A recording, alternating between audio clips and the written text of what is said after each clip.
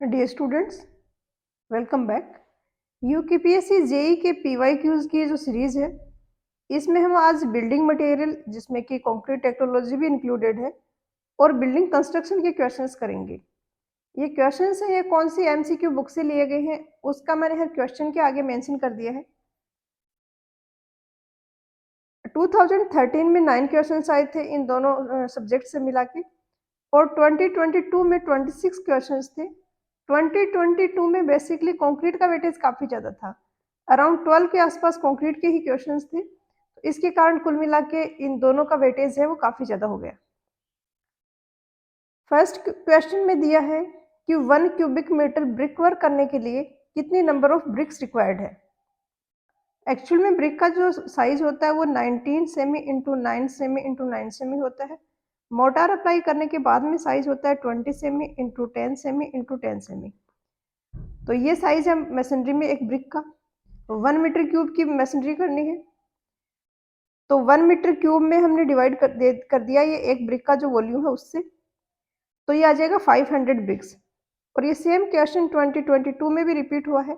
यहाँ पर लिख दिया है मॉड्यूलर ब्रिक, तो ये वाली जो साइज है ये मॉड्यूलर ब्रिक का ही साइज है, तो यहाँ पर सी हो जाएगा आंसर। क्वेश्चन नंबर सेकंड में दिया है फर्स्ट क्लास ब्रिक है, उसका वाटर एब्जॉर्प्शन कैपेसिटी है वो किससे ज़्यादा नहीं होना चाहिए। तो फर्स्ट क्लास ब्रिक होती है, उसका होता है 12 to 15% of its dry weight. तो इस रेंज में तो कोई ऑप्शन है नहीं, बट 16.6% है, वो सबसे क्लोज है इसके, तो यही आंसर हो जाएगा फिर।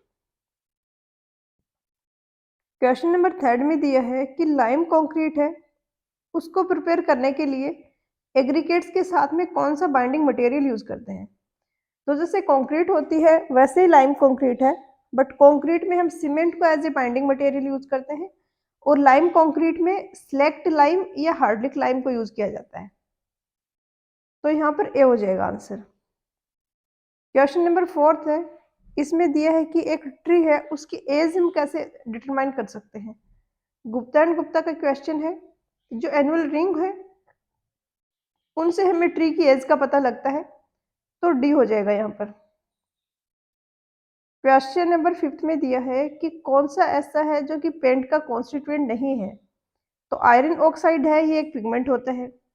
टर्पेंटाइल ऑयल है, ये एक थिनर और सॉल्वेंट होता है। लिंसीड ऑयल है, ये एक व्हीकल होता है। सोडियम क्लोराइड है, ये पेंट का कॉन्स्टिट्यूएंट नहीं है, तो यहाँ पर बी हो जाएगा आंसर। क्वेश्चन नंबर 6 में दिया है कि डोर फ्रेम का जो वर्टिकल मेंबर है उसको क्या बोलते हैं। तो ये डोर यहाँ पे जो आप देख रही हो इसके चारों तरफ ये जो लगी है ये डोर की फ्रेम है जिसमें फिट करते हैं हम डोर को, तो इसका वर्टिकल वाला मेंबर है इसको बोला जाता है पोस्ट, तो ए हो जाएगा आंसर। क्वेश्चन नंबर 7 में दिया है कि सीमेंट की साउंडनेस है वो किससे टेस्ट करते हैं। साउंडनेस क्या होता है कि सेटिंग और हार्डनिंग के प्रोसेस में जो वॉल्यूम चेंज होता है उसको हम साउंडनेस बोलते हैं। अगर वॉल्यूम चेंज नहीं हो रहा है तो हम बोलेंगे साउंड है सीमेंट, और अगर वॉल्यूम चेंज हो रहा है तो हम बोलेंगे अनसाउंडनेस है सीमेंट में। और सीमेंट में ये जो अनसाउंडनेस होती है या तो लाइम के कारण, फ्री लाइम के कारण होती है, या फिर मैग्नीशिया के कारण होती है। और दो टाइप के टेस्ट होते हैं इसके लिए, एक ऑटोक्लेव टेस्ट होता है जो कि फ्री लाइम और मैग्नीशिया दोनों के कारण ही जो अनसाउंडनेस आ रही है उसको मेजर करता है, और ली चैटेलियर जो टेस्ट होता है ये ओनली फ्री लाइम के कारण जो अनसाउंडनेस आ रही है उसी को मेजर करता है। तो इस पर भी क्वेश्चन पूछा जाता है कौन सा टेस्ट है वो किसके कारण अनसाउंडनेस को मेजर करता है।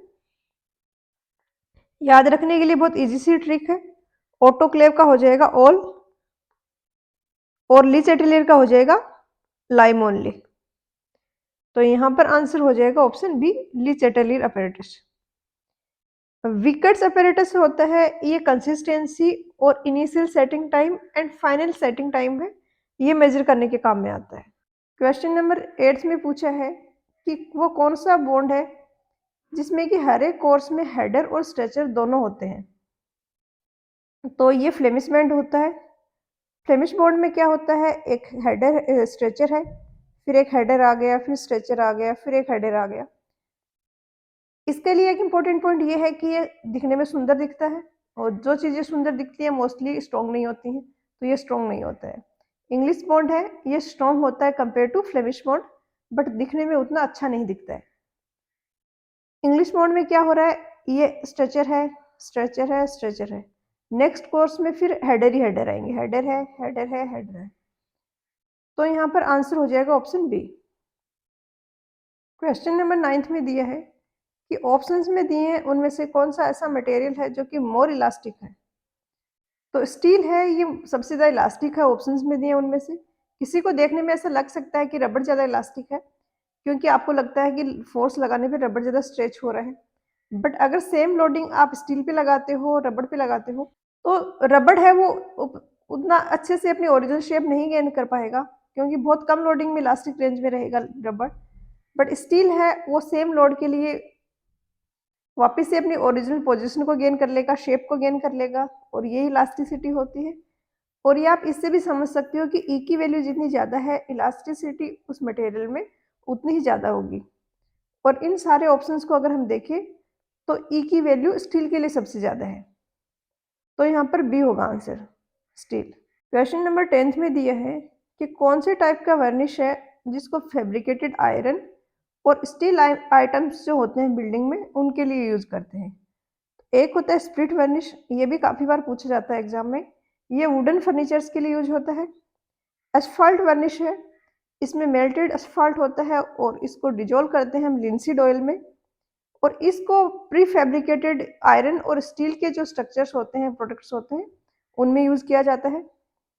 और स्पेयर वर्निश है, ये शिप में यूज होता है, तो यहाँ पर आंसर हो जाएगा option D. Question number 11th में दिया है कि कास्ट स्टील है, ये कौन से टाइप ऑफ स्टील है, हाई कार्बन है, लो कार्बन है। तो कास्ट स्टील है, इसमें हम मोल्टन स्टील है उसको किसी माउल्ड में डालते हैं, जो भी हमें शेप चाहिए होता है, और ये हमें कॉम्प्लेक्स शेप बनाने के लिए अलाउ करता है, इजीली हम कॉम्प्लेक्स शेप इसमें बना सकते हैं। स्ट्रेंथ भी अच्छी होती है, ड्यूरेबिलिटी भी अच्छी होती है। ड्रॉबैक ये है कि ये एक्सपेंसिव होगा माइल्ड स्टील के कंपेरेटिवली। कंपोजिशन इसका है वो इस तरीके से होगा कि कार्बन और आयरन का मिक्स है ऑब्वियसली, और माइल्ड स्टील है, इसमें परसेंटेज होता है कार्बन का 0.25 से 0.3% तक ओनली, जबकि कास्ट स्टील है, इसमें कार्बन का परसेंटेज होगा 0.7% टू 4% तक। तो माइल्ड स्टील से अगर इसको कंपेयर करें और यहाँ पर जो है परसेंटेज दिया है उसके अकॉर्डिंग देखें तो ये हाई कार्बन स्टील में आएगा, और यूकेपीएससी जेईई के आंसर की में भी यही आंसर दिया है। बट इसका जो लिटरेचर मुझे मिला है उससे मैं पूरा सेटिस्फाइड नहीं हूँ, क्योंकि एक तो वेबसाइट्स वगैरह पे इंफॉर्मेशन मिल रही है, बुक्स में ज़्यादा कुछ मिला नहीं है। दूसरा कुछ वेबसाइट्स में ऐसे भी मिला है, जैसे कि एक रिलायंस फाउंड्री करके वेबसाइट है इंडस्ट्री वालों की, वहाँ पर दिया है कि ये लो कार्बन स्टील है। वहाँ पे इस लो कार्बन भी स्पेसिफिक नहीं दिया है, ये दिया है कि इसमें 0.75% मैक्सिमम कार्बन होगा। अगर 0.75% मैक्सिमम है, तब तो ये लो कार्बन की कैटेगरी में ही आएगा। तो वैसे तो सेफर साइड ये है कि जो आंसर की वाला हाई कार्बन स्टील, यही ऑप्शन आप लेके चलें। फिर भी मैं आपको एडवाइस कर रही हूँ कि आप भी अपनी तरफ से आपको ट्राई करें, और आपकी तरफ से अगर कुछ इनपुट हो इसके बारे में तो नीचे कमेंट करके ज़रूर बताएं उसके बारे में। क्वेश्चन नंबर 12th में दिया है कि एक वेल सीजन्ड टिम्बर है, उसमें मॉइस्चर कंटेंट कितना होता है। गुप्ता एंड गुप्ता का क्वेश्चन है, इसमें 10 to 12% के आसपास मॉइस्चर होता है वेल सीजन्ड टिम्बर में, तो यहाँ पर सी हो जाएगा आंसर। क्वेश्चन नंबर 13 में दिया है कि कौन सा ऐसा इंग्रेडिएंट है जो कि ब्रिक्स में रेड कलर इम्पार्ट करता है। तो आयरन ऑक्साइड है, ये पेंट में एक पिगमेंट भी होता है, और जो ब्रिक्स में रेड कलर होता है वो भी इसी के कारण होता है, तो यहाँ पर डी हो जाएगा आंसर।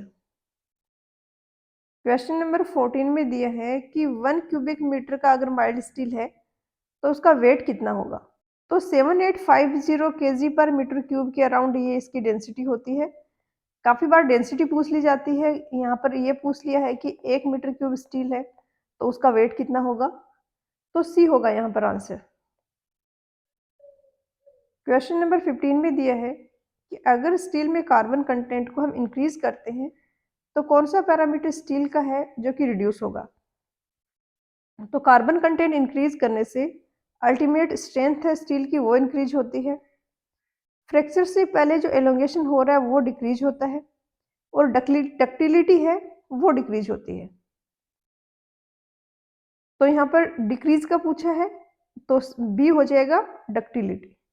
क्वेश्चन नंबर 16 में पूछा है कि commonly available ordinary Portland cement है, उसकी स्पेसिफिक ग्रेविटी क्या है? तो ये 3.15 होती है, याद ही रखना होगा आपको। ए हो जाएगा आंसर।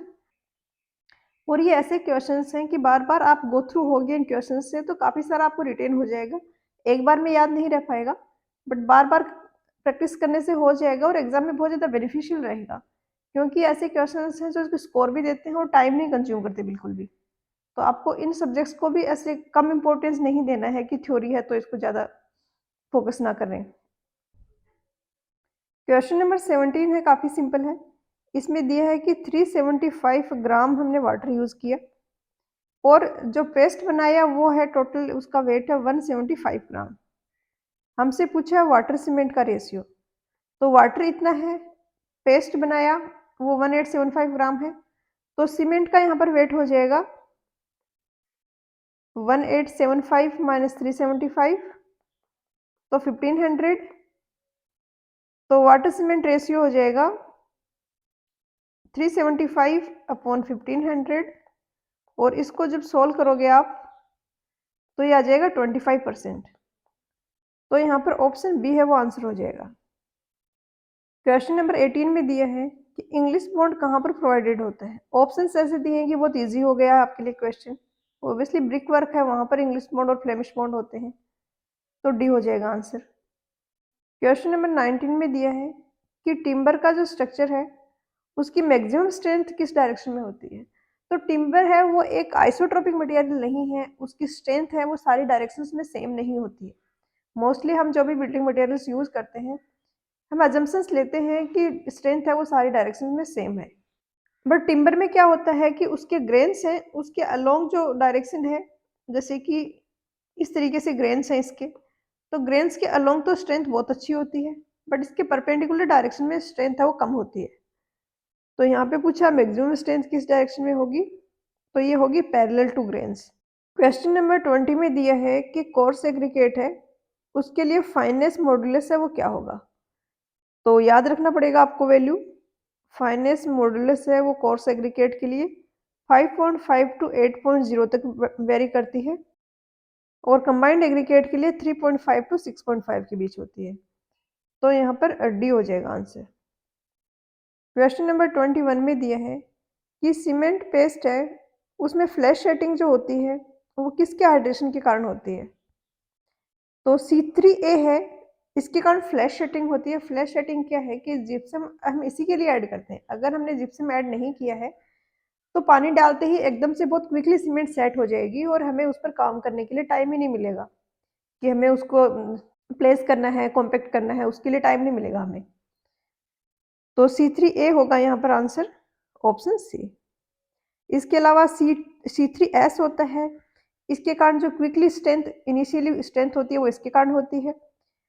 और ट्राइकैल्शियम सिलिकेट है, इसके कारण थोड़ी स्लोली स्ट्रेंथ का गेन होता है और 7 डेज बाद ये कंट्रीब्यूट करना स्टार्ट करता है, 1 ईयर तक कंट्रीब्यूट करता है। क्वेश्चन नंबर 22 में दिया है कि अगर वाटर सीमेंट रेशियो है इसको इंक्रीज कर दें फुली कॉम्पैक्टेड कंक्रीट में। तो वाटर सीमेंट रेशियो को इंक्रीज कर रहे हैं मतलब हम वाटर को इंक्रीज कर रहे हैं और वाटर इंक्रीज करने के कारण स्ट्रेंथ है वो रिड्यूस होती है। और अब्राहम्स लॉ है कि कोई फुली कॉम्पैक्टेड कंक्रीट है उसकी स्ट्रेंथ है वो एंटायरली डिपेंड करती है वाटर सीमेंट रेशियो पे। अगर हम वाटर सीमेंट रेशियो को डिक्रीज करते हैं तो स्ट्रेंथ है वो इंक्रीज होगी और इसका वाइस वर्सा भी होगा। तो यहाँ पे हमें दिया है कि अगर इंक्रीज करते हैं तो स्ट्रेंथ डिक्रीज होगी, तो ए होगा आंसर। क्वेश्चन नंबर 23 में दिया है कि स्लम्प टेस्ट है ये क्या मेजर करता है। तो स्लम्प टेस्ट है ये कंक्रीट की वर्केबिलिटी मेजर करता है, बी होगा आंसर। क्वेश्चन नंबर 24 में दिया है कि कौन सी रॉक है जिसके मेटामॉर्फोसिस से मार्बल फॉर्म होता है। तो लाइमस्टोन का मेटामॉर्फिज्म होता है तो मार्बल बनता है, और स्लेट है ये बनता है शेल, जो टाइप ऑफ सॉइल है, सॉरी रॉक है, उससे शेल से बनता है स्लेट, लाइमस्टोन से बनता है मार्बल, और सैंडस्टोन है ये एक सेडिमेंट्री रॉक है, ग्रेनाइट है ये एक इग्नियस रॉक है। तो यहाँ पर आंसर हो जाएगा ऑप्शन डी। क्वेश्चन नंबर 25 में दिया है कि बल्किंग ऑफ सैंड है ये मैक्सिमम कितने मॉइस्चर कंटेंट में होती है। तो ये 4 to 5% में मैक्सिमम होती है। बल्किंग ऑफ सैंड में क्या होता है कि हम सैंड में अगर कोई मॉइस्चर है, जो हम सैंड ले रहे हैं उसमें, तो मॉइस्चर इसके पार्टिकल्स के अराउंड इस तरीके से आ जाता है और पार्टिकल्स को पास पास नहीं आने देता, इसके कारण इसका वॉल्यूम है वो इंक्रीज हो जाता है। तो बी होगा यहाँ पर आंसर। क्वेश्चन 26 में पूछा है कि 1 बैग ऑफ सीमेंट है उसका वॉल्यूम कितना होगा। तो ये 35 लीटर या 0.035 मीटर क्यूब होगा। तो यहाँ पर ऑप्शन सी हो जाएगा करेक्ट, क्योंकि 0.035 तो है नहीं ऑप्शन में।